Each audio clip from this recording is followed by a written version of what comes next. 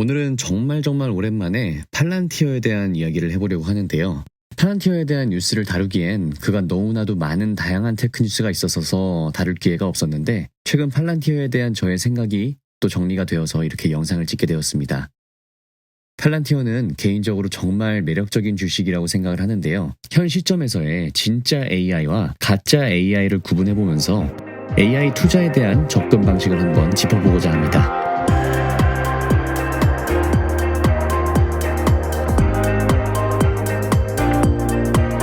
팔란티어에 대한 이야기를 한마디로 정리를 해보자면 현재 시장에서 AI 솔루션을 활용해 돈을 벌고 있는 유일한 기업이라고 정리를 할 수가 있을 것 같습니다. 데이터 분석 시장의 팔란티어의 대표 경쟁사들을 살펴보면 스노우플레이크 그리고 C3AI가 있을 텐데요. 두 회사 모두 아직 적자에서 벗어나지를 못하고 있는 반면 팔란티어는 현재 4분기 연속 흑자 기록을 달성하면서 S&P 500에도 편입될 수 있는 자격을 갖춘 회사입니다. 자, 그럼 이 시점에서 등장할 수 있는 가장 덩치가 큰 미국 테크 주식에서의 소위 AI 기업은 마이크로소프트와 구글, 그리고 실생활 AI를 풀어나가고 있는 테슬라와 하드웨어로 공급을 해주고 있는 엔비디아가 있습니다. 여기서 테슬라와 엔비디아는 생략을 하려고 하는데요. 엔비디아도 AI 업계에서의 가장 큰 손이 맞지만 소프트웨어적인 부분보다는 하드웨어적인 부분이 현재로서는 더 중심이 되는 부분이기 때문이고, 테슬라의 자율주행 AI는 분명 소프트웨어가 맞지만 지금 이야기하려는 언어 모델 솔루션 제공과는 조금은 성격이 다른 물리적인 운행 능력의 AI이기 때문에 성격이 조금 맞지 않아서 생략을 하려고 합니다. 이야기가 잠시 샜는데 결국 언어 모델을 이용한 솔루션 제공을 목표로 하고 있는 이 두 기업들과 팔란티어의 본질적인 차이를 한번 볼 필요가 있는데요.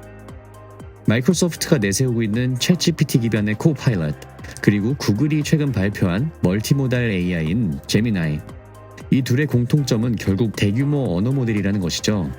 인간의 자연어를 컴퓨터가 알아들을 수 있게 해주는 일종의 번역기와 같은 역할이라고 생각하시면 됩니다. 하지만 여기서 생각해봐야 될 질문이 있는데요. 지금 우리가 뜨겁게 이야기하고 있는 AI가 제대로 그 뜻이 자리 잡히기 전까지는 결국 빅데이터였다는 점입니다.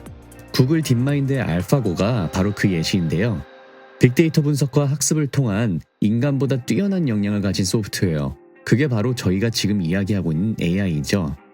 자, 지금 마이크로소프트가 내세우고 있는 챗GPT 기반의 코파일럿은 빅데이터의 학습을 통한 솔루션 제공, 실제로 엄청난 자금이 달려있는 복잡한 문제를 푸는 것에 초점이 맞춰져 있기보단 미팅을 미뤄달라는 이메일을 써달라, 이런 주제에 대한 파워포인트 템플릿을 생성해달라 등과 같은 피상적인 수준의 업무 처리를 용이하게 하는 것뿐입니다. 구글의 제미나이도 마찬가지죠. 신기하긴 하지만 실질적인 기업의 마진 구조를 바꿔줄 수 있는 몇천억짜리의 솔루션 제공의 성격보단 일상생활의 편의성을 추가시켜주는 수준의 일종의 번역기일 뿐입니다. 인간과 기계가 소통하기 좀 더 원활한 자연어, 혹은 제미나이 같은 경우는 사진까지 이해를 할 수 있는 멀티모달 번역기인 것이라고 생각이 드는데요. 자, 반면 팔란티어는 어떤가요? 다시 아까의 질문을 돌아와서 지금 우리가 한창 이야기하고 있는 AI가 그 모습을 제대로 갖추기 전에는 빅데이터 분석과 훈련이었습니다. 빅데이터 분석, 팔란티어가 창립되고 나서 밥 먹듯이 해왔던 것입니다. AI 투자에서의 핵심은 인간의 언어를 컴퓨터가 알아들을 수 있도록 그 언어 혹은 사진을 잘 변환해 줄 수 있느냐가 아닌, 인간이 상상할 수 없는 혹은 인간 100명 정도가 모여 몇 개월을 머리를 싸매야만 나올 수 있는 솔루션을 신속하게 내놓음으로써 기업과 산업의 패러다임 자체를 바꿔버릴 수가 있어야 된다고 생각을 합니다. 팔란티어는 여지껏 유통, 선박, 범죄 추적, 첩보 수집 등 수많은 필드, 또 최근에는 의료계까지 있죠.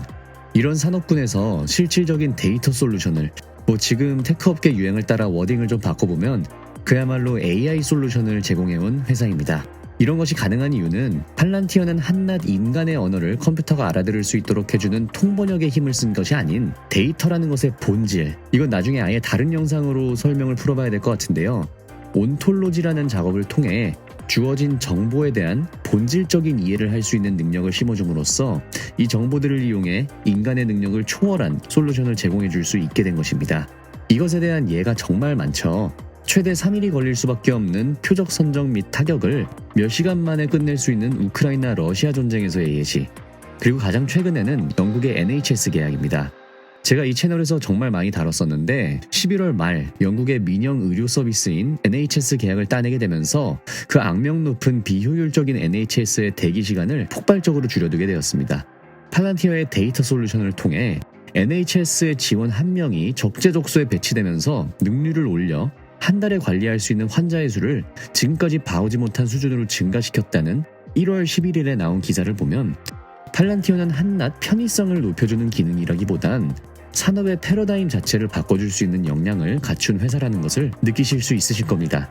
바로 이런 것들이 실제로 큰 규모의 돈이 오고 가는 산업 AI 솔루션이라는 것이죠.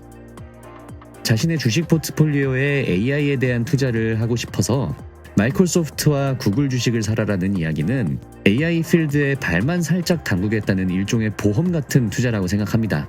사실 이 두 회사는 아주 안전한 주식이긴 하지만 AI에 투자를 한다고 현재 나와 있는 챗GPT와 구글의 제미나이를 보면서 이 회사에 투자를 하는 것은 조금은 핀트가 벗어나는 방식의 투자가 아닌가라는 저의 개인적인 생각을 한번 정리해봤습니다. 진짜 AI와 가짜 AI가 무엇인지 한번 생각해보고 팔란티어의 투자에 도움이 되셨으면 좋겠습니다. 지금까지 테크피드였습니다. 시청해주셔서 감사드립니다.